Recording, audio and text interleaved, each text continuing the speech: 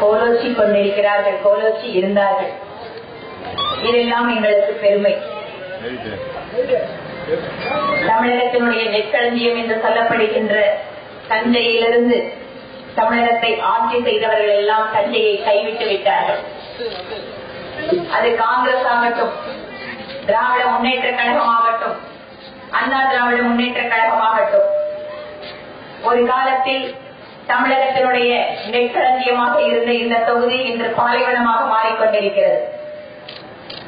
ஒருபுறம் விவசாயிகள்,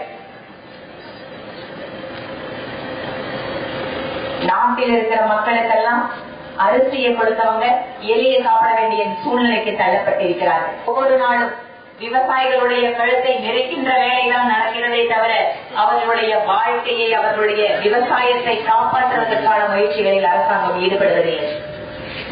காவிரி பிரச்சனை தீர்க்கப்பட முடியாத பிரச்சனையாக இருந்து கொண்டிருக்கிறது. ஒவ்வொரு அரசாங்கமும் வருகிறது, திமுக வருகிறது, அதிமுக மேற்படி சொல்கிறது, அதிமுக வருகிறது, திமுக செய்த சதி என்கிறது.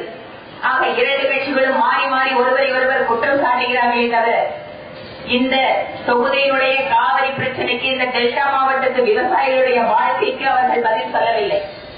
ஒரு புறம் காவிரியிலே நீர் வரவில்லை என்று வருடத்திற்கு சரங்கு போல பிரச்சனைகளை உருவாக்குகிறார்கள். அதற்கு பின்னால் எனக்கு வெற்றி உனக்கு வெற்றி என்று கூறிக்கொள்கிறார்கள்.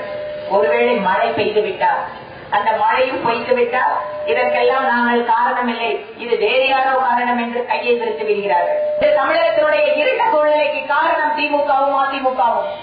இதை பற்றி ஏன் அவர்கள் பதிலளிக்க மறுக்கிறார்கள்? அம்மா சொல்றாங்க, முன்னால் இருந்த திமுக ஆட்சி சரியில்லை. திமுக சொல்றாங்க, கரண்ட் வரும்னு சொல்லிதானே ஓட்டு கேட்டாங்க. இப்ப பாத்துக்கோ, நாங்க இருக்கும் போதாவது 4 மணி நேரம், இப்ப நல்லா வேணும் உங்களுக்கு 10 மணி நேரம் கரண்ட் கேட்டா நல்லா அனுபவிங்கன்னு சொல்றாங்க.